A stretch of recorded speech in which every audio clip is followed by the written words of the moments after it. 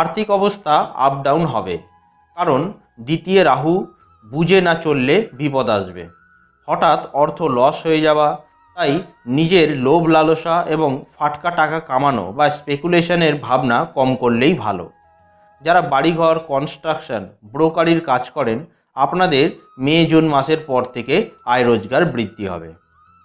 শরীর স্বাস্থ্যের দিক থেকে রাশিতে শনি, হতাশা, দুশ্চিন্তা, মাথার যন্ত্রণা, মাথায় সমস্যা হতে পারে, চোখে অপারেশন বা সমস্যা দেখা দিতে পারে, সর্দি কাশি, শ্বাসকষ্ট হবে, পাইলস, ফিস্চুলা, গুহ্য অঙ্গে পীড়া হবে, মহিলাদের জরায়ুতে সমস্যা, এছাড়া গ্যাস অম্বল, বাতের যন্ত্রণাতেও আপনারা ভুগবেন।